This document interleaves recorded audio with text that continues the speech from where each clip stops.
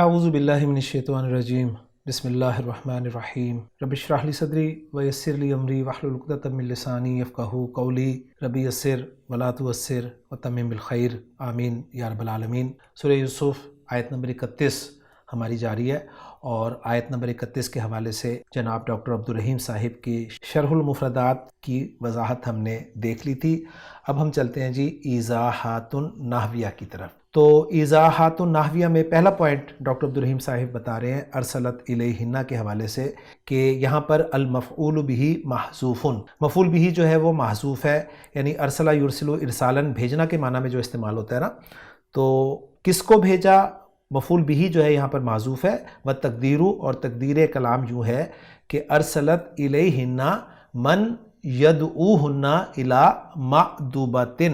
یعنی ارسلت اس نے بھیجا الیہن ان عورتوں کی طرف، کس کو بھیجا، من یدعوہن جو بلا لائے انہیں الی معدوبۃ کھانے کی طرف، دسترخوان کی طرف۔ تو گویا جو مفعول بہ ہے وہ محذوف ہے، اور اس کو یہاں پر انہوں نے ذکر کیا۔ اس کے بعد اگلا پوائنٹ بتا رہے ہیں ڈاکٹر عبدالرحیم صاحب آتت کے حوالے سے کہ آتت جو ہے یہ مفعولاہ کلا و سکینن، یعنی آتا یؤتی ایتاءن جو ہے یہ دو مفعول چاہتا ہے، جیسے کہ ہم جانتے ہیں دینا، کسی کو دینا اور کوئی چیز دینا۔ تو اسی آتت فعل کے دو مفعول وہ ذکر کر رہے ہیں کہ ایک مفعول ہے کلا اور دوسرا ہے سکینہ، یعنی کلا کو انہوں نے مضاف جو ہے خالی وہ ذکر کیا ہے، ورنہ اصل میں یہ پورا تھا کلا واحدتن، یعنی ان میں سے ہر ایک کو اس عورت نے دیا، کیا دیا، سکینن، چھری۔ تو یہ دو مفعول ہیں جی آتت فعل کے۔ اس کے بعد تیسرا پوائنٹ بتا رہے ہیں ڈاکٹر عبدالرحیم صاحب اخرج علیہن کے حوالے سے کہ اخرج علیہن التقدیر اخرج من حجرتک وادخل علیہن۔ تو یہاں پر اتنی ڈیٹیل دینے کی ضرورت جو ہے وہ کیوں محسوس ہوئی ہے، وہ اس لیے ہوئی ہے کہ خرج یخرجو جو ہے نا، باہر نکلنا، یہ الا کے ساتھ استعمال نہیں ہوتا۔ تو گویا یہاں پر صرف باہر نکلنا ہی مراد نہیں ہے، بلکہ یہاں پر اخرج جو ہے یہ ادخل فعل امر جو ہے نا، جس طرح اخرج فعل امر ہے اسی طرح ادخل فعل امر ہے، اس ادخل کے معنی کو بھی متضمن ہے، یعنی اس میں ادخل کے معنی بھی شامل ہیں، اور اسی ادخل کی وجہ سے یہاں پر الا جو ہے وہ استعمال ہو رہا ہے۔ اس لیے ذکر کر رہے ہیں کہ اخرج من حجرتک و ادخل، اور ملا کے پڑھیں گے وادخل علیہن، تو گویا اس میں سے ادخل کو جو ہے وہ حذف کیا گیا، اور اس کے معنی کو اخرج میں شامل کر کے الا کے ذریعے شو کر دیا گیا کہ اخرج علیہن، یعنی اپنے حجرے سے باہر نکل اور ان پر داخل ہو۔ تو یہ تفصیل ہے اس کی۔ اس کے بعد اگلا پوائنٹ بتا رہے ہیں ڈاکٹر عبدالرحیم صاحب ما ھذا بشرن کے حوالے سے کہ یہ ھذہ ما الحجازیۃ، یہ ما جو ہے یہ الحجازیہ ہے، وتعمل عمل کانا، اور یہ کانا والا عمل کرتا ہے۔ کانا عمل کیا کرتا ہے یہ آپ کے ذہن میں ہونا چاہیے کہ کانا جو ہے یہ جملہ اسمیہ پہ داخل ہوتا ہے اور جملہ اسمیہ کی خبر کو منسوب کرتا ہے۔ تو گویا ما الحجازیہ جو ہے یہ بھی جملہ اسمیہ پہ داخل ہوگا، اور جملہ اسمیہ کا جو دوسرا پارٹ ہے یعنی مبتدا کے بعد والا جو پارٹ ہے خبر، اس کو منسوب کرے گا۔ اور پھر بتا رہے ہیں کہ وَمِنْهُ قَوْلُهُ تَعَالَى مَا هُنَّ أُمَّهَاتِهِمْ، سورہ مجادلہ کی آیت نمبر 2 کا ریفرنس دیا ہے کہ مَا هُنَّ أُمَّهَاتِهِمْ، یہاں بھی ما جو ہے یہ الحجازیہ ہے، اور ہنہ مبتدا ہے جس کی خبر أُمَّهَاتُهُمْ تھی، اور ما کے داخلے کی وجہ سے خبر أُمَّهَاتُهُمْ سے أُمَّهَاتِهِمْ ہو گئی۔ پھر مزید بتا رہے ہیں کہ وَقَدْ يُجَرُّ خَبَرُهَا بِبَاءٍ زَائِدَةٍ، اور کبھی کبھی جر دیا جاتا ہے اس کی خبر کو ایک با زائدہ کی وجہ سے، یعنی کبھی اس کی خبر پر ایک با زائدہ جو ہے وہ بھی لگتی ہے، اور اس کی مثال دے رہے ہیں سورۃ البقرہ کی آیت سے کہ وَمَا اللَّهُ بِغَافِلٍ عَمَّا تَعْمَلُونَ۔ تو یہاں پر ما جو ہے الحجازیہ ہے، اور جو خبر تھی غافلن اس پر با زائدہ داخل کیا گیا ہے، جس کی وجہ سے وہ غافل کا لفظ جو ہے وہ مجرور ہو رہا ہے۔ پھر مزید بتا رہے ہیں کہ وَلَا تَعْمَلُوا مَا عَمَلَ كَانَ إِذَا انْتَقَضَ النَّفْيُ بِإِلَّا، ما عمل نہیں کرتا، کون سا عمل نہیں کرتا، عمل کانا، کانا کا عمل نہیں کرتا، یعنی یہ ما کے والے سے ایک پوائنٹ آپ کو بتا رہے ہیں کہ ما کانا والا عمل نہیں کرتا یا نہیں کرے گا۔ کب نہیں کرے گا یا کب نہیں کرتا، اذا جب انتقض النفی،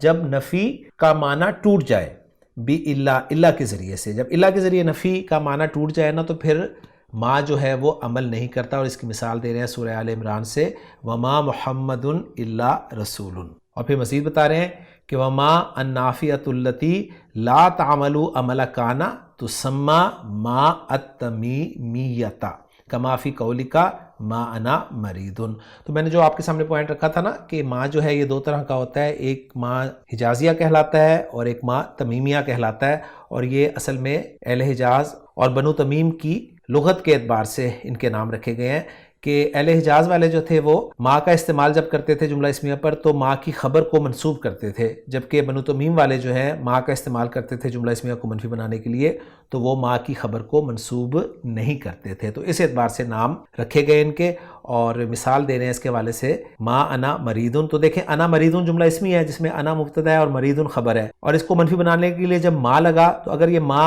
حجاز والے یوز کریں گے تو وہ کہیں گے ما انا مریدن، لیکن بنو تمیم والے جب استعمال کریں گے اس ما کو تو وہ کہیں گے ما انا مریدن، یعنی وہ خبر کو منسوب نہیں کریں گے۔ تو اس اعتبار سے جہاں پر ما کی خبر منسوب نہ ہو اس ما کو ما تمیمیہ کہا جائے گا، اور جہاں پر ما کی خبر جو ہے وہ منسوب ہوگی اس ما کو ما حجازیہ کہا جائے گا۔ اس کے بعد اگلا پوائنٹ بتا رہے ہیں ان ھذا الا ملکن کے حوالے سے کہ ھذہ ان النافیہ، یعنی یہ ان جو استعمال ہوا ہے نا اس آیت میں یہ ان نافیہ ہے۔ ان ہم جانتے ہیں کہ ان شرطیہ بھی ہوتا ہے، ان مخففہ من المثقلہ بھی ہوتا ہے، لیکن یہاں پر یہ ان نافیہ، اور اس کی موٹی پہچان یہ ہے کہ الا آپ کو نظر آ جائے بعد میں تو وہ ان جو ہے وہ ان نافیہ ہوتا ہے، اور اس کے بارے میں بتا رہے ہیں کہ وَهِيَ لا تعملو، یہ عمل نہیں کرتا، وَتَدْخُلُ عَلَى الْجُمْلَةِ الْإِسْمِيَّةِ کما فی ہذہ الآیہ، اور یہ داخل ہوتا ہے جملہ اسمیہ پر جیسا کہ اس آیت میں استعمال ہوا ہے، وعلی الجملۃ الفعلیۃ کما فی قولہ تعالی، اور جملہ فعلیہ پر بھی داخل ہوتا ہے جیسے کہ اللہ تعالیٰ نے قرآن مجید میں سورہ توبہ کی آیت نمبر 107 میں ارشاد فرمایا کہ وَلَا يَحْلِفُنَّ إِنْ أَرَدْنَا إِلَّا الْحُسْنَى۔ تو الحمدللہ جی ان نافیہ کے بارے میں ہمیں بہت ساری معلومات حاصل ہو گئی کہ ان نافیہ جو ہے یہ عمل نہیں کرتا، پہلی بات تو یہ ہے، اور یہ دونوں جملے یعنی جملہ اسمیہ اور جملہ فعلیہ پر داخل ہو سکتا ہے۔ اس کے بعد ڈاکٹر عبدالرحیم صاحب اگلی بات یہ بتا رہے ہیں ان ھذا الا ملکن کے حوالے سے کہ ہنا ملکن خبرن، یہاں پر ملک جو ہے وہ خبر ہے، وھذا استثناء مفرغ، اور یہ استثناء جو ہے یہ استثناء مفرغ ہے، اذ یحتوی الکلام علی نفی، اور استثناء مفرغ کب ہوتا ہے جبکہ کلام جو ہے وہ نفی پر مشتمل ہو، وَلَمْ يُذْكَرِ الْمُسْتَثْنَى مِنْهُ، اور مستثنی منہ کا بھی ذکر نہ کیا گیا ہو، وَهُوَ قَوْلِكَ، جیسا کہ آپ کہتے ہیں یا آپ کا قول ہے کہ ما انا الا طالب۔ تو ذرا غور کریں کہ یہاں پر کلام بھی نفی والا ہے اور مستثنی منہ بھی مذکور نہیں ہے، تو الا کے بعد جو آئے گا نا جسے ہم مستثنی کہیں گے وہ مستثنی مفرغ ہوگا۔ تو گویا آسان الفاظ میں اگر میں آپ کے سامنے بات رکھوں تو استثناء مفرغ اس استثناء کو کہتے ہیں کہ مستثنی منہ مذکور نہ ہو اور اس استثناء سے پہلے نفی ہو یا نہیں ہو یا استفہام ہو۔ اور اس کو مفرغ کیوں کہتے ہیں؟ اس کو مفرغ اس لیے کہتے ہیں کہ مفرغ کے معنی ہوتے ہیں فارغ کیا ہوا، تو گویا ایسا استثناء جس کو مستثنی منہ سے فارغ کر دیا گیا ہو۔ فارغ کر دیا گیا ہو سے کیا مراد ہے؟ اس سے مراد یہ ہے کہ اس سے پہلے والی نفی کو یا نہیں کو الا کے بعد میں عمل کرنے کے لیے فارغ کر دیا گیا ہے، یعنی مستثنی منہ پر جو عمل دکھانا تھا اس کو وہ اب مستثنی پر دکھا رہا ہے۔ اور پوائنٹ کے بڑا اہم بتا رہے ہیں ڈاکٹر عبدالرحیم صاحب کہ والمستثنی فی الاستثناء المفرغ یعرب بحسب العامل کما یتضح من الامثلۃ الآتیہ، یعنی جو مستثنی ہے نا استثناء مفرغ میں اس کو عامل کے حساب سے اعراب دیا جاتا ہے جیسا کہ درج ذیل مثالوں میں واضح کیا جا رہا ہے۔ تو یہاں پر دیکھتے ہیں پہلا جملہ ہے کہ ما فی جیبی الآن الا ریال، تو ذرا دیکھیں کہ کلام آپ کا جو ہے وہ منفی ہے، ما کے ساتھ شروع ہو رہا ہے کہ ما فی جیبی الآن، نہیں ہے میری جیب میں اس وقت۔ اس کے بعد الا حرف استثناء آ رہا ہے اور الا حرف استثناء کے بعد جو آتا ہے وہ مستثنی کہلاتا ہے، تو مستثنی ریال ہے، اور ریال جو ہے یہ مستثنی مفرغ ہے اس لیے کہ کلام منفی ہے اور مستثنی منہ جو ہے وہ مذکور نہیں ہے۔ تو اب ریال کو ہم کیا پڑھیں گے؟ یہ جملے کے اعتبار سے پڑھیں گے کہ فی جیبی، جار مجرور جو ہے یہ خبر مقدم ہو جائے گا اور ریال کو ہم مبتدا کی بنا پر مرفوع پڑھیں گے، تو ہم اس کو پڑھیں گے ما فی جیبی الآن الا ریال۔ اس کے بعد دوسرا جملہ جو ہے اس میں ہے ما انا الا طالب، تو یہاں پر آپ سمپل یہ کام کریں کہ ما اور الا کو ذرا حذف کر دیں، مٹا دیں، تو آپ کے سامنے سمپل سا جملہ آ جائے گا جی۔ ما اور الا ہٹائیں تو آپ کے سامنے آ جائے گا انا طالب، تو مستثنا جو ہے یہاں پر طالب ہوگا، الا واپس لے کر آئیں گے تو، اور یہ خبر کی بنا پر مرفوع ہوگا۔ اسی طرح تیسرے جملے کو دیکھیں ذرا، ما غاب الا احمد، تو ما اور الا کو ہٹائیں تو غاب احمد، یعنی احمد ایبسنٹ ہوا، تو احمد چونکہ فاعل ہے اس جملے کا، اس فعل کا، لہٰذا وہ مرفوع پڑھیں گے فاعل ہونے کی بنا پر۔ اور چوتھا جملہ ہے ما سألت الا خالدا، ما اور الا کو ہٹائیں تو سألت خالدا، سألت فعل با فاعل ہے، میں نے سوال کیا، کس سے سوال کیا؟ خالد سے سوال کیا، تو خالد کو مفعول کی بنا پر ہم منصوب پڑھیں گے۔ پھر پانچواں جملہ ہے ما سافرت الا یوم السبت، نہیں سفر کیا میں نے مگر ہفتے کے دن، تو یہاں سے ما اور الا کو ہٹائیں تو سافرت میں نے سفر کیا، کب سفر کیا؟ یوم السبت، ہفتے کے دن، تو ہفتے کا دن جو ہے مفعول فی ہونے کی بنا پر منصوب قرار دیا جائے گا۔ اور پھر چھٹا جملہ ہے ما ضربتہ الا تعذیبا، یہاں سے ما اور الا کو ہٹائیں تو ضربتہ تعذیبا، تو یہ بالکل سمپل آپ کے سامنے وہ کانسیپٹ آ گیا جو ہم نے مفاعیل خمسہ میں پڑھا تھا، مفعول لہو والا، کہ میں نے اسے مارا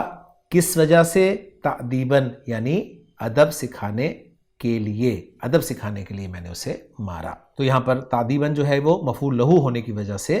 منصوب ہوگا۔ اور ساتواں جملہ ہے لم یسجد الامام الا سجدۃ واحدۃ، تو یہاں سے حرف نفی لم اور الا کو ہٹائیں تو آ جائے گا آپ کے سامنے جملہ یسجد الامام، امام سجدہ کرتا ہے، سجدۃ واحدۃ، ایک ہی سجدہ، تو یہاں پر آپ دیکھیں سجدہ یسجد فعل کے لیے سجدتاً جو ہے وہ مصدر استعمال ہوا ہے اور تعداد بتانے کے لیے آیا ہے، تو یہ مفعول مطلق کے طور پر منصوب یہاں پر استعمال ہوگا۔ اور آٹھواں جملہ ہے ما کنت الا مدرسا، ما اور الا ہٹائیں تو کنتو فعل ناقص ہے جس کا ایک اسم ہے، اور خبر فعل ناقص کی ہم جانتے ہیں منصوب ہوتی ہے، تو کانا کی خبر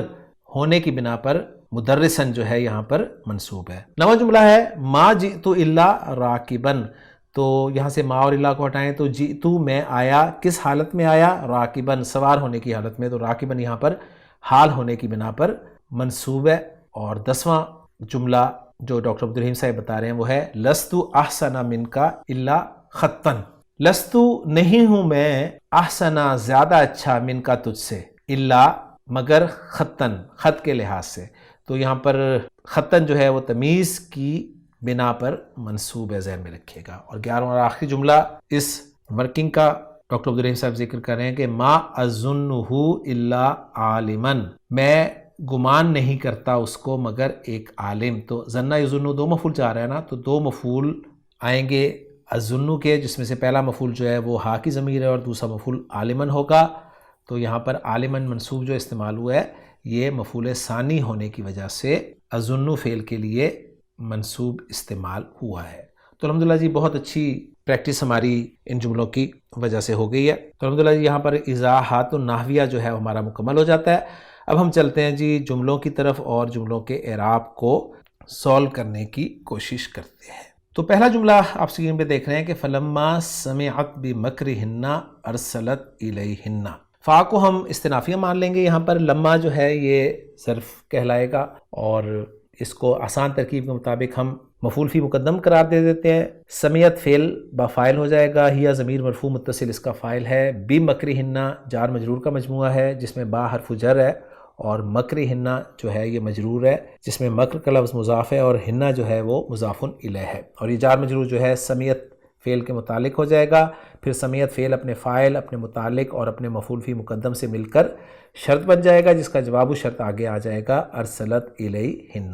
جس میں ارسلت فعل با فاعل ہوگا، ہیا ضمیر مرفوع متصل اس کا فاعل، اور الیہن جو ہے جار مجرور کا مجموعہ جو کہ ارسلت کے متعلق ہو جائے گا، اور ارسلت فعل اپنے فاعل اور متعلق سے مل کر جملہ فعلیہ ہو کر جزا یا جواب شرط ہو جائے گا، اور پھر شرط اور جواب شرط مل کر جملہ شرطیہ بن جائے گا۔ تو آسان ترکیب میں نے آپ کے سامنے رکھ دی ہے، اور اگر ٹیکنیکل ترکیب رکھنا چاہتے ہیں تو اس میں پھر لما جو ہے یہ ظرف ہوگا، اور سمیت بمکرہن جملہ فعلیہ ہو کر محلاً مجرور مضاف الیہ ہو جائے گا لما کے لیے، اور پھر ظرف اپنے مضاف الیہ سے مل کر متعلق ہو جائے گا جواب کے، اور جواب ارسلت الیہن ہے۔ اس کے بعد دوسرا جملہ جو ہے وہ اعتدت لہن متکان، اس میں واو کو ہم عاطفہ مان لیں گے. اعتدت فعل با فاعل، ہیا ضمیر مرفوع متصل اس کا فاعل ہو جائے گا. لہن جار مجرور کا مجموعہ ہے جو کہ متعلق ہو جائے گا اعتدت فعل کے، اور متکان جو ہے یہ مفعول بہ بن جائے گا اعتدت فعل کے لیے. پھر اعتدت فعل اپنے فاعل اپنے مفعول بہ اور متعلق سے مل کر جملہ فعلیہ ہو کر عطف ہو جائے گا پچھلے جملے پر. اس کے بعد جو تیسرا جملہ ہے وہ ہے وَآتَتْ كُلَّ وَاحِدَةٍ مِّنْهُنَّ سِكِّينًا، اس میں واو کو عاطفہ مان لیں گے. آتت فعل با فاعل، ہیا ضمیر مرفوع متصل فاعل ہو گیا. کل واحدۃ مضاف الیہ ہو کر مفعول اول ہو جائے گا آتت فعل کے لیے. پھر منہن جار مجرور ہو کر یہ چونکہ نکرہ کے بعد آ رہا ہے تو کل واحدۃ کے لیے صفت ہو جائے گا، اور سکینن جو ہے یہ منصوب ہوگا مفعول بہ ثانی آتت فعل کے لیے. تو آتت فعل اپنے فاعل اور اپنے دونوں مفعولوں سے مل کر جملہ فعلیہ ہو کر عطف ہو جائے گا پچھلے جملے پر. اور پھر اگلا جملہ جو ہے اس کو انالائز کرتے ہیں. وَقَالَتِ اخْرُجْ عَلَيْهِنْ، اس میں واو کو ہم عاطفہ مان لیں گے. قالت فعل با فاعل ہے، ہیا ضمیر مرفوع متصل اس کا فاعل ہو جائے گا. اب قالا کے حوالے سے فعل اور فاعل آ گیا. اب مفعول بہ چاہیے جو کہ مقول القول ہوگا، وہ ہے اخرج علیہن، جس میں اخرج جو ہے وہ فعل با فاعل ہے، انت ضمیر مرفوع متصل اس کا فاعل ہے، اور علیہن جو ہے جار مجرور متعلق ہو جائے گا اخرج فعل کے. پھر اخرج فعل اپنے فاعل اور اپنے متعلق سے مل کر جملہ فعلیہ ہو کر محلاً منصوب مفعول بہ مقول القول بن جائے گا قالت فعل کے لیے، اور قالت فعل اپنے فاعل اور مفعول بہ سے مل کر جملہ فعلیہ ہو جائے گا، اور اس واو کو ہم عاطفہ قرار دے دیں گے. باقی ورکنگ انشاءاللہ تعالی ہم مامو صافی صاحب کی ورکنگ میں دیکھ لیں گے. اس کے بعد اگلا جملہ ہمارے سامنے آ رہا ہے فَلَمَّا رَأَيْنَهُ أَكْبَرْنَهُ، اس میں فا کو ہم عاطفہ مان لیتے ہیں. لما اسی طرح ظرفیہ جو ہے یہ مفعول فی مقدم بن جائے گا. رأینا فعل با فاعل ہے، نا ضمیر مرفوع متصل اس کا فاعل ہے، ہا ضمیر منصوب متصل مفعول بہ ہے اس کا، اور فعل اپنے فاعل اور مفعول بہ اور مفعول فی سے مل کر جملہ فعلیہ ہو کے شرط بن گیا، جس کا جواب الشرط یا جزا آگے آ رہا ہے اکبرنہ، جس میں اکبرنہ فعل با فاعل ہے، نون ضمیر مرفوع متصل اس کا فاعل ہے، اور ہا ضمیر منصوب متصل جو ہے وہ مفعول بہ ہے. فعل اپنے فاعل اور مفعول بہ سے مل کر جملہ فعلیہ ہو کر جواب الشرط یا جزا، اور پھر شرط اپنے جواب الشرط یا جزا سے مل کر جملہ شرطیہ بن گیا. اس کے بعد دوسرا جملہ ہے وَقَطَّعْنَ أَيْدِيَهُنَّ، اس میں واو کو عاطفہ مان لیں گے. قطعنا فعل با فاعل، نون ضمیر مرفوع متصل فاعل ہے، اور ایدیہن مضاف الیہ ہو کر مفعول بہ بن جائے گا فعل کے لیے، اور پھر فعل اپنے فاعل اور مفعول بہ سے مل کر جملہ فعلیہ ہو کر معطوف ہو جائے گا پچھلے جملے پر. اور اس کے بعد اگلا جملہ وَقُلْنَا حَاشَ لِلَّهِ، اس میں واو کو پھر ہم عاطفہ قرار دے دیں گے. قلنا فعل با فاعل ہے، نون ضمیر مرفوع متصل اس کا فاعل ہے، اور اب فعل اور فاعل آ گیا قالا کے حوالے سے، تو مفعول بہ چاہیے، مقول القول چاہیے، تو وہ ہے حاشا للہ. اور اس کو محمود صافی صاحب نے کچھ یوں ذکر کیا ہے کہ حاشا جو ہے یہ فعل ماضی ہے، مبنی ہے، اور مبنی کس پہ ہے؟ علی الفتح المقدری علی الالف المحذوفۃ للتخفیف، یعنی وہی جو بحث ہے نا کہ اصل میں حاشا تھا، تو اس کے حوالے سے اس کو فعل ماضی کنسیڈر کیا گیا ہے، اور اس کا فاعل جو ہے وہ ہوا ضمیر مرفوع متصل مانی گئی ہے، اور وہ یوسف علیہ السلام کی طرف لوٹائی جا رہی ہے. اور للہ جو ہے یہ جار مجرور متعلق بمحذوف حال فاعل حاشا کا جو ہے اس سے قرار دیا جا رہا ہے. تو اس طریقے سے اس کو محمود صافی صاحب نے اینالائز کیا ہے، اور اس کی مزید ترکیب بھی انہوں نے کی ہے کہ یہ جو حاشا للہ میں لام ہے یہ تعلیل کے لیے بھی ہو سکتا ہے، اور یہ پھر متعلق کے فعل ہو جائے گا. تو بہرحال بڑی ٹیکنیکل سی اس کی ترکیب جو ہے وہ بن سکتی ہے. بہرحال یہ ایک جملہ فعلیہ بن جائے گا، اور پھر جملہ فعلیہ جو ہے یہ محلاً منصوب مفعول بہ مقول القول بن جائے گا کالا فعل کے لیے، اور پھر قلنا فعل جو ہے یعنی کالا فعل میں اس کو کہہ رہا ہوں آسانی کے لیے، قلنا فعل اپنے فاعل اور مفعول بہ سے مل کر جملہ فعلیہ ہو جائے گا. اس کے بعد اگلا جملہ جو آ رہا ہے اس آیت کا وہ ہے ما ھذا بشرن، جس میں ما جو ہے حجازیہ ہوگا، ھذا جو ہے یہ اسم ما ہے، اور بشرن جو ہے یہ خبر ما ہے، پھر ما اپنے اسم اور خبر سے مل کر جملہ اسمیہ بن گیا ہے. اس کو محمود صافی صاحب کیا قرار دے رہے ہیں اس پہ ہم بات انشاءاللہ تعالیٰ ان کی ورکنگ کے حوالے سے ہی دیکھ لیں گے. اور پھر اس آیت کا آخری جملہ جس پہ یہ آیت مکمل ہو رہی ہے وہ ہے ان ھذا الا ملک کریم، جس میں ان نافیہ ہے، ھذا مبتدا ہو جائے گا، الا حرف استثناء ہے اور یہاں پر حصر کے لیے آیا ہے، اور ملکن کریم جو ہے موصوف صفت سے مل کر یہ خبر بن رہا ہے ھذا مبتدا کی، اور پھر ھذا مبتدا اپنی خبر سے مل کر جملہ اسمیہ بن رہا ہے. تو الحمدللہ ہم نے اپنے طور پہ جملوں کو انالائز کر لیا. اب ہم دیکھتے ہیں محمود صافی صاحب کی ورکنگ کو. محمود صافی صاحب بتا رہے ہیں کہ جملہ سمیت بھی مکر ہننا جو ہے یہ فی محل جر مضاف الیہ ہے. جو میں نے دوسری ترکیب آپ کے سامنے رکھی ہے اس کے مطابق ارسلت الیہن یہ لا محل لہ جواب الشرط غیر جازم ہے، اور آتدت یہ جملہ معطوفہ ہو گیا جواب پر. آتت جو ہے یہ پھر معطوف ہو گیا جملہ جواب پر، اور کالا جو ہے اس کا بھی عطف انہوں نے جملہ جواب پر ہی کیا ہے. اور اخرج علیہن جو ہے یہ فی محل نصب مقول القول ہے، ایسے ہی ہم نے بھی کیا تھا. اور رأینا ہو جو ہے یہ جملہ فی محل جر مضاف الیہ بالکل ایسے ہی ہے. اکبر نہ ہو یہ جواب و شرط ہے، ہم نے بھی ایسے کیا تھا. قطعنا ایدیہن اس کو انہوں نے عطف کر دیا اکبر نہ ہو والے جملے پر، بالکل ایسے ہی ہے. اور قلنا والا جملہ جو ہے اس کو بھی عطف کیا انہوں نے اکبر نہ ہو والے جملے پر. اور حاشا للہ والے جملے کو انہوں نے فی محل نصب مقول القول بنایا ہے، ہم نے بھی اس کو ایسے ہی بنایا تھا. اور ما ھذا بشرن کو انہوں نے لا محل لہ استئناف بیانی قرار دیا ہے. اور آخری جملہ جو تھا اس آیت کا ان ھذا الا ملک کریم، اس کو انہوں نے لا محل لہ استئناف بیانی للاستئناف السابق، یعنی جو پچھلا استئناف والا تھا نا اس کے لیے استئناف بیانی قرار دیا ہے. تو الحمدللہ جی ہماری ورکنگ جو ہے وہ الحمدللہ میچ کر گئی ہے محمود صافی صاحب کی ورکنگ سے. اور اس میں بس ایک پوائنٹ ہے کہ جملہ حاشا للہ والا جو ہے اس کو محمود صافی صاحب نے یہ بھی بتایا کہ یہ جملہ اعتراضیہ دعائیہ بھی ہو سکتا ہے. اور مقول القول جو ہے وہ انہوں نے ما ھذا بشر والے جملے کو قرار دیا ہے. تو دونوں صورتیں ہمارے سامنے آ جاتی ہیں. لیکن جی اب رہ گیا اس آیت کا ترجمہ، تو وہ میں آپ کے سامنے رکھ دیتا ہوں. فلما سمیت بمکرہن، تو جب اس عورت نے ان کے فریب کے بارے میں سنا، ارسلت الیہن تو ان کی طرف پیغام بھیجا، وآتدت لہن متکئن اور ان کے لیے ایک تکیہ دار مجلس تیار کی، وآتت کل واحدۃ منہن سکینا اور ان میں سے ہر ایک کو ایک چھری دے دی، وقالت اخرج علیہن اور کہا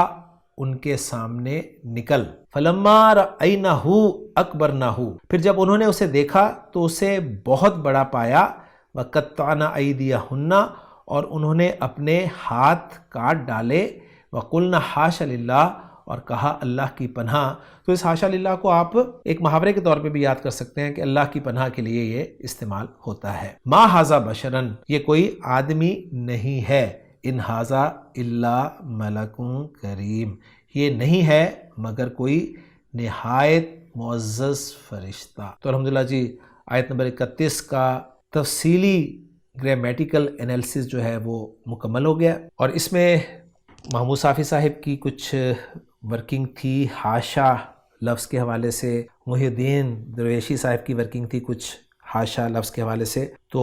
وہ میں نے آپ کے لیے رکھ لی ہے. اینڈ پر میں اسے ذکر کروں گا، اور ذکر میں کروں گا بزبانی مفتی سعید صاحب کے. تو مفتی سعید صاحب سے میں درخواست کرتا ہوں کہ جو محمود صافی صاحب نے اور محی الدین درویش صاحب نے اور ایک اور جگہ سے میں نے کچھ ٹیکسٹ لیا تھا حاشا کے حوالے سے، اس کی ورکنگ وہ آپ کے ساتھ شیئر کر دیں. بسم اللہ الرحمن الرحیم. سورہ یوسف کی آیت نمبر 31 کے جملے حاشا للہ ما ھذا بشرا کے تحت، حاشا ہوا فعل رباعی مضارعہ یحاشی، کہ حاشا فعل رباعی ہے اور اس کا مضارع یحاشی ہے. تفصیل اس کی یہ ہے کہ حاشا اصل میں ہے حاشایا بروزن فعللہ، اس کا مصدر ہے حاشیتن یعنی فعللتن، اور یہ فعل رباعی ہے یعنی فعللہ کے وزن پر فعل ماضی معروف کا پہلا صیغہ ہے، اور چاروں حرف اس میں حروف اصلیہ ہے. اس کا مضارع یحاشی ہے جو اصل میں ہے یحاشیو. ورسم الالف فیہ قصیرۃ جاء لکونہا رابعۃ. اس جملے کا ترجمہ تو یہ بنتا ہے کہ الف کا رسم الخط اس میں قصیرہ شکل میں اس لیے آیا ہے کہ یہ چوتھی ہے. الف اس کلمہ کے اندر چوتھے حرف کے طور پر آ رہا ہے. اس جملے کی وضاحت جاننے سے پہلے یہ بات ذہن میں رکھنی چاہیے کہ عربی میں جو حرکات ہیں یعنی فتحہ، کسرہ، ضمہ، ان کی جو معروف شکل ہے یعنی بڑی زبر، بڑی زیر اور الٹے پیش کی صورت میں ان کو فتحہ قصیرہ، کسرہ قصیرہ اور ضمہ قصیرہ کہا جاتا ہے، یعنی چھوٹا فتحہ، چھوٹا کسرہ، چھوٹا ضمہ. اور انہی کی آواز کو ڈبل کر دیا جائے یعنی فتحہ پلس فتحہ تو وہ برابر ہوتا ہے الف کے، یعنی زبر کو ہم ڈبل لمبا کر دیں گے تو الف کی آواز پیدا ہو جائے گی۔ کسرہ پلس کسرہ یعنی زیر کی آواز کو ڈبل کر دیں گے تو یا کی آواز بن جائے گی، اور ضمہ پلس ضمہ یعنی ضمہ کو ڈبل لمبا کریں گے تو واو کی آواز پیدا ہو جائے گی۔ تو اس طرح جو حروف علت کہلاتے ہیں الف واو یا، یہ دراصل انہی حرکات کی ڈبلنگ ہے، اور ان حروف علت کو حروف علت کہے جانے کی وجہ یہی ہے کہ ان میں حرکتیت اور حرفیت دونوں چیزیں پائی جاتی ہیں۔ یہ خالص حرف نہیں ہیں اور حروف صحیحہ کی طرح صحت مند حرف نہیں ہیں، جاندار حرف نہیں ہیں، بلکہ حرف ہونے کے ساتھ ساتھ ان کا میلان حرکتیت کی طرف بھی ہے، اس لیے یہ حروف علت یعنی بیمار حروف کہلاتے ہیں، اور بعض مقامات پر گر بھی جاتے ہیں کمزوری کی وجہ سے، جیسے کہا جاتا ہے کہ گرتی ہوئی دیوار کو ایک دھکا اور دو، یہ بعض مقامات پر گر جاتے ہیں جبکہ حروف صحیحہ نہیں گرتے۔ تو یہاں اب اس کی وضاحت یہ جاننی چاہیے، وَرَسْمُ الْأَلِفِ فِيهِ قَصِيرَةً، کہ یہاں جو حاشا کے اوپر کھڑی زبر لکھی گئی ہے یا کے اوپر، تو یہ گویا الف کی قصیرہ شکل میں رسم ہے، رسم الخط ہے، یعنی الف جب لمبا ہو، جو الف کی صحیح شکل ہے تو اسے الف طویلہ کہا جائے گا، اور جب الف یا اوپر کھڑی زبر کی شکل میں آئے تو اس کو الف قصیرہ کہیں گے، چھوٹا الف۔ اب اس میں سیدھا یا کیوں نہیں لکھ دیا گیا؟ یہ دراصل یا کی کیفیت کو، یا کے بارے میں اس بات کو ذہن نشین کرانے کے لیے کہ اصل میں یہ یا تھا جو کہ الف بنا ہے، تو یا لکھ کر اوپر کھڑی زبر ڈالنا یعنی چھوٹا الف ڈالنا، یہ اس بات پر دلالت ہے کہ یہ اصل میں یا ہے جو الف سے بدلا ہوا ہے۔ تو یہاں الف کو قصیرہ شکل میں لکھا جانا یہ اس لیے ہے کہ یہ فعل رباعی کے اس ماضی کے پہلے صیغے میں چوتھے مقام پر آ رہا ہے، اور فعل رباعی میں یہی ضابطہ ہے کہ چوتھے حرف کی جگہ پر اگر کوئی الف آئے گا تو وہ الف قصیرہ کی شکل میں لکھا جائے گا، جیسے اور مثالیں ہیں دارا یداری مداراتن، آسا یؤاسی مؤاساتن۔ آگے کہہ رہے ہیں فَإِذَا كَانَتْ حَرْفَ جَرٍ رُسِمَتِ الْأَلِفُ طَوِيلَةً حاشا، کہ جب یہ حاشا فعل رباعی کے طور پر نہ ہو بلکہ حرف جر کے طور پر ہو تو اس کے الف کو طویلہ لکھا جائے گا، جیسے حاشا شین زبر الف شا۔ اس میں گویا بتا رہے ہیں کہ حاشا جیسے فعل ماضی کا پہلا صیغہ ہے رباعی میں، ایسے ہی یہ حاشا ایک حرف جر کے طور پر اور معنی کے اعتبار سے استثناء کے لیے استعمال ہو جاتا ہے، اور اس وقت اس کا الف طویلہ شکل میں لکھا جاتا ہے حاشا۔ اسی کے بارے میں مزید کہہ رہے ہیں وَهُوَ عِنْدَ آخَرِينَ اسْمٌ بِمَعْنَى تَنزِيحًا، کہ کچھ دیگر اہل علم کے ہاں، نحویین کے ہاں، یہ حاشا جس کو ہم حرف جر کہہ رہے ہیں یہ حرف جر نہیں ہوگا بلکہ اسم ہوگا، اور تنزیحاً کے معنی میں ہوگا، یعنی یہ اپنے مدخول یعنی حاشا کے بعد آنے والے اسم سے کسی چیز کی تنزیح بیان کر رہا ہوگا اور اس کو کسی حالت اور کیفیت سے پاک بتا رہا ہوگا۔ چنانچہ حیث ینون آخرہ کا یہ مطلب کہ اسی بنا پر اس کا آخر کبھی تنوین کی شکل میں آتا ہے، یعنی حاشا کی بجائے حاشن لکھا اور پڑھا جاتا ہے۔ وقد یخفف التنوین ضرورتاً، اب اس کا جواب دیا جا رہا ہے کہ بعض اوقات تو تنوین کے بغیر ہمیں ملتا ہے لمبے الف کے ساتھ حاشا، تو کہہ رہے ہیں کہ کبھی کبھی ضرورتاً تنوین کو خفیف کر دیا جاتا ہے یعنی ختم کر دیا جاتا ہے، اور الف ہی برقرار رہ جاتا ہے بغیر تنوین کے، یعنی حاشن تنوین کے ساتھ اور حاشا بغیر تنوین کے دونوں طرح استعمال ہو جاتا ہے، لیکن ہے یہ اسم اور اس کو اسم تنزیح کہا جا سکتا ہے۔ تو یہ گویا تین حیثیتیں حاشا کی ہمارے سامنے آ گئیں۔ نمبر ایک، اس کا فعل ماضی کا پہلا صیغہ ہونا رباعی میں سے، رباعی مجرد میں سے۔ نمبر دو، اس کا حرف جر ہونا۔ نمبر تین، اس کا اسم ہونا۔ تو گویا یہ عجیب کلمہ ہے کہ جو فعل بھی ہے، حرف بھی ہے اور اسم بھی ہے۔ ورد فی هذه الآیت قوله تعالی وقلنا حاشا للہ ما ھذا بشرا، کہ اس آیت میں اللہ تعالیٰ کا یہ فرمان وارد ہوا ہے وقلنا حاشا للہ ما ھذا بشرا۔ اس کی تفصیل میں یقول ابو البقاء العکبری، کہ ایک امام لغت النحو ابو البقاء اکبری یہ کہتے ہیں بصدد حاشا فی هذه الآیت الکریمہ، یعنی اس آیت کریمہ کے اندر واقع ہونے والے لفظ حاشا کے بارے میں، بصدد کا معنی کہ اس کے درپے ہو کر اور اس کے بارے میں ابو البقاء یہ کہتے ہیں، کیا کہتے ہیں؟ یقرأ بألفین حاشا، کہ اس حاشا کو دو الفوں کے ساتھ پڑھا جائے گا، یعنی حاشا، ہا زبر الف ہا اور شین زبر الف شا، دو الفیں۔ اور اس کے بعد کہہ رہے ہیں والجمہور علی انہ ہنا فعل، جمہور اہل علم یا جمہور نحات نحویین اس بات پر ہیں کہ یہ کلمہ یہاں فعل ہے۔ وقد صرف منہ احاشی، اور اسی سے صرف منہ یہ کلمہ ایک لایا گیا ہے احاشی، یعنی واحد متکلم فعل مضارع کا صیغہ۔ وَيُؤَيِّدُ ذَلِكَ دُخُولُ اللَّامِ عَلَى اسْمِ اللَّهِ تعالی، کہ اس حاشا کے فعل ہونے کی تائید، کہ یہاں یہ حاشا حرف جر یا اس میں تنزیہ کے طور پر نہیں بلکہ فعل کے طور پر ہے، اس کی تائید اس سے ہو رہی ہے کہ اس کے بعد لفظ اللہ پر، اللہ تعالیٰ کے نام پر لام زیر لی حرف جار داخل ہو رہا ہے۔ ولو کان حرف جر، اگر یہ حاشا خود حرف جر ہوتا یہاں، لما جاء بعدہ حرف جر، تو اس کے بعد کوئی حرف جر نہ آتا۔ اس کے بعد للہ کی شکل میں لفظ اللہ پر حرف جر کا داخل ہونا اس بات کی دلیل ہے کہ خود حاشا یہاں حرف جر کے طور پر نہیں ہے بلکہ فعل ہے۔ اب جب فعل ہے تو اس کا فاعل کون ہے؟ بتا رہے ہیں وفاعلہ مضمر تقدیرہ حاشا یوسف، کہ اس کا فاعل ہے مضمر ہے یعنی محذوف ہے، اور اس کی تقدیر ہے حاشا یوسف، یوسف دور ہو گیا، یعنی بعد من المعصیتی بحرف اللہ، کہ یوسف علیہ السلام بعد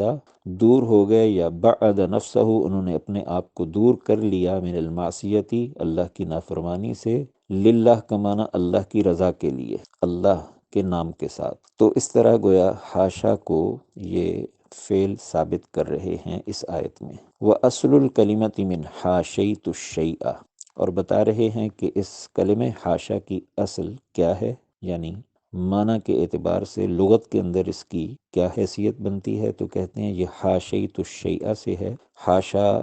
کا واحد متکلم حاشیت، اور ساتھ الشیء یہ مفعول بہ کے طور پر ساتھ لگ رہا ہے، اور حاشیت الشیء کا معنی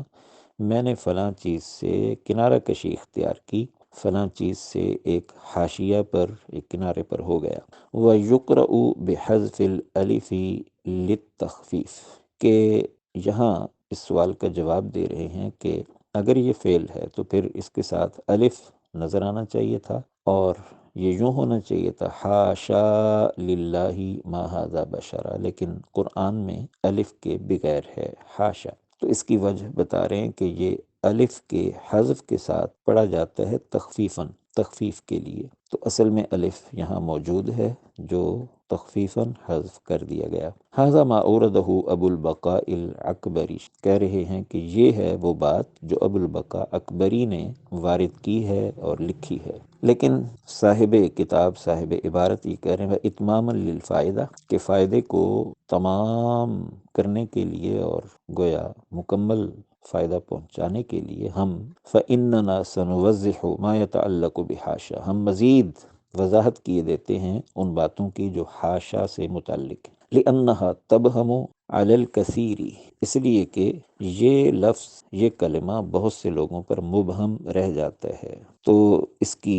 وضاحت کرتے ہوئے کہہ رہے ہیں فحاشا ترد علی ثلاثۃ اوجہ، کہ کلمہ حاشا تین وجوہ پر وارد ہوتا ہے، اس کی تین ترکیبی یا کہیے کہ جملے کے اندر اس کی حیثیت تین طریقے پر ہو سکتی ہے۔ نمبر ایک ان تکون فعل متعدی متصرفہ، کہ حاشا کو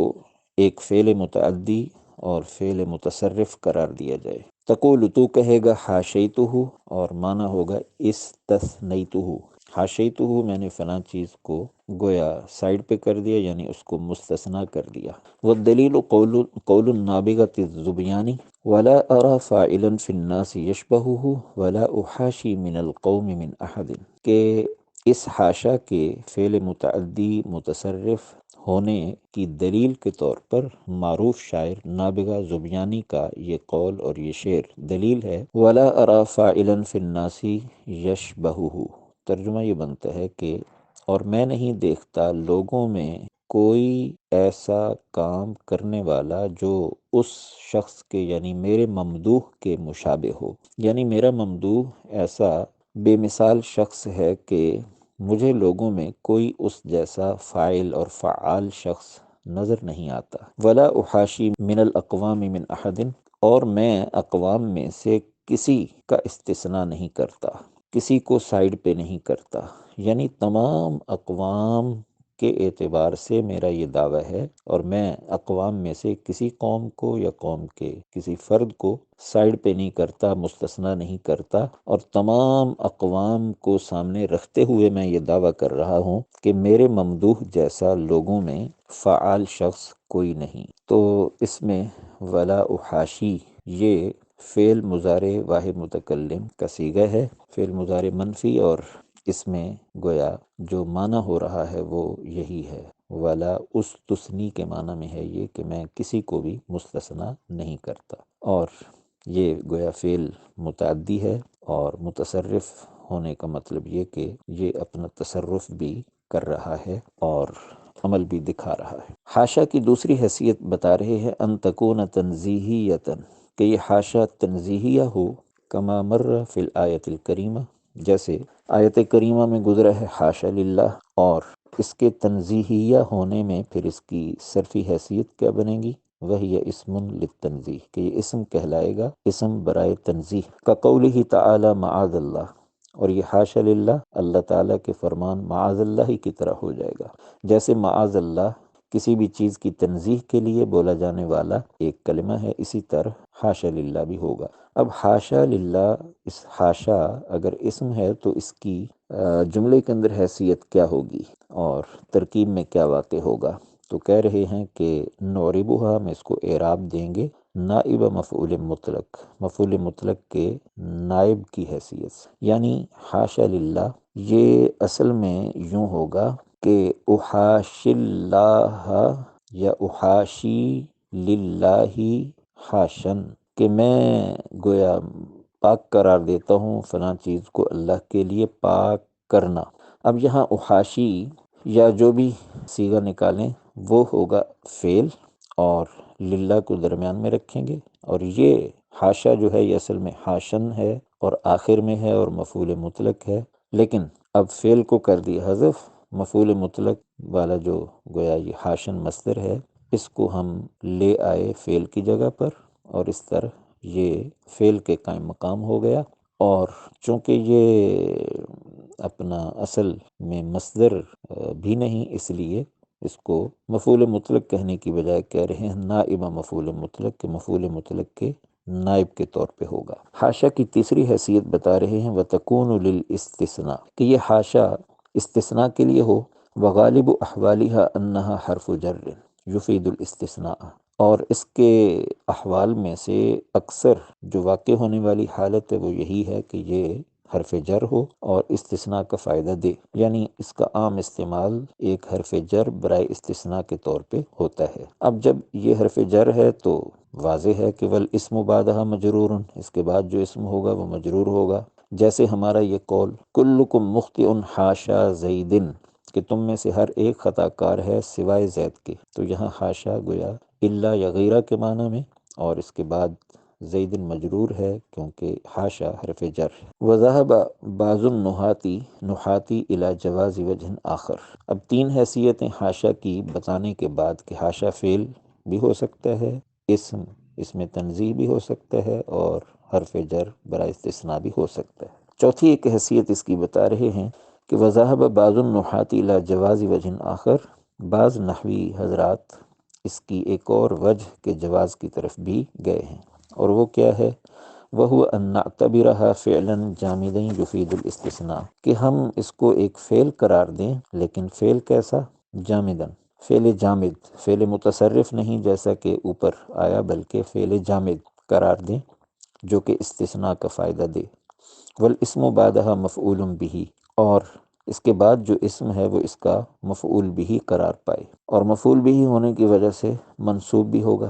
کقولہم، جیسے ان کا یہ قول، اللہم اغفر لی ولمن یسمع حاش الشیطان، اللہم اغفر لی کہ اے اللہ مجھے بخش دیجئے، ولمن یسمع اور اس شخص کو بخش دیجئے جو سن رہا ہے، حاش الشیطان سوائے شیطان کے۔ اب حاش الشیطان اس کو پڑھا جا رہا ہے، حاش الشیطانی نہیں، اگر شیطانی پڑھتے تو پھر گویا حاشا حرف جر قرار پاتا اور شیطان اس کی وجہ سے مجرور، لیکن عرب میں یہ بھی استعمال موجود ہے حاش الشیطانہ، تو اس کا جو نصب ہے یہ مفعول بھی ہونے کی وجہ سے، اور حاشا گویا ایک فعل جامد کے طور پر یہاں استعمال ہو رہا ہے۔ حاشا تکون علی ثلاثت اوجہ، کہ حاشا 3 وجوہ پر ہوا کرتا ہے۔ نمبر 1، فعل متعدی متصرفہ، کہ ایک فعل متعدی متصرف کے طور پر اس کو لیا جائے، جیسے تقول تو کہے گا حاشیتہ بمعنی استثنیتہ، وَإِن سبقت ہم ما تکون نافیہ، کہہ رہے ہیں کہ اگر اس حاشا سے پہلے ما ہو، ما حاشا، تو پھر یہ ما نافیہ ہوگا۔ اور دوسری حیثیت اس کی بتا رہے ہیں تنزیہیتاً، کہ حاشا تنزیہیہ ہو، جیسے حاشا للہ۔ اب اگر یہ تنزیہ کے لیے ہو تو فتکون اسما مرادفا للتنزیہ، کہ یہ ایک ایسا اسم ہوگا جو تنزیہ کے مرادف کے طور پر ہوگا، یعنی جو دیگر حروف اسماء تنزیہ ہیں ان کے مرادف اور مترادف کے طور پر یہ ایک اسم ہوگا، اور مفعولیت مطلقہ کی بنیاد پر منصوب ہوگا۔ یہ وہی بات ہے جو اوپر تفصیل سے آ گئی۔ وقیل ہی فعل، اور یہ بھی کہا گیا ہے کہ یہ ایک فعل ہے، وتثبت الالف وتحذف، باقی رہا اس کا الف شین کے بعد والا، تو کہہ رہے ہیں کبھی وہ الف برقرار رکھا جاتا ہے اور کبھی حذف بھی کر دیا جاتا ہے۔ تیسری حیثیت بتاتے ہوئے کہہ رہے ہیں ان تکون للاستثناء، کہ یہ حاشا برائے استثناء ہو، اور اس صورت میں فتکون حرفا، کہ یہ ایک حرف ہوگا بمنزلت الا کی جگہ پر، الا کے مقام پر، مرتبے پر۔ لکنہا تجر المستثنیٰ، لیکن یہ اپنے ماں بعد مستثنیٰ کو جر دے گا اور یہ حرف جر کہلائے گا۔ تو یہ 3 حیثیتیں حاشا کی اس عبارت میں بھی مختصراً بتائی گئی ہیں۔ باقی کہہ رہے ہیں وَهُنَاكَ تَفَاصِيلٌ أُخْرَى، کہ یہاں اور بھی بڑی تفصیلات ہیں، یرجع الیہا فی المطولات، جن کی طرف طویل کتابوں میں، بڑی کتابوں میں رجوع کیا جا سکتا ہے۔ تو الحمدللہ جی، آپ نے حاشا لفظ کے حوالے سے تفصیل سے مفتی صاحب کی بات سن لی ہے، اور اس کو میں نے اینڈ پہ اس لیے رکھا ہے کہ بعض اسٹوڈنٹس جو ہیں وہ اس ڈیٹیل میں جانا پسند نہیں کرتے، تو میں نے اس کو اینڈ پہ اس لیے رکھا ہے کہ اگر آپ سننا چاہیں تو اس کو سن لیں، اور اگر آپ اس کو چھوڑنا چاہیں تو چھوڑ بھی سکتے ہیں، کیونکہ یہ ٹیکنیکل سی بحث ہے حاشا لفظ کے حوالے سے۔ تو الحمدللہ جی، آیت نمبر 31 ہماری مکمل ہو گئی ہے سورہ یوسف کی۔ انشاءاللہ تعالیٰ اگلے لیکچر میں سورہ یوسف کی اگلی آیت کے ساتھ آپ سے ملاقات ہوگی۔ سبحانک اللہم و بحمدک، اشہد ان لا الہ الا انت، استغفرک و اتوب الیک۔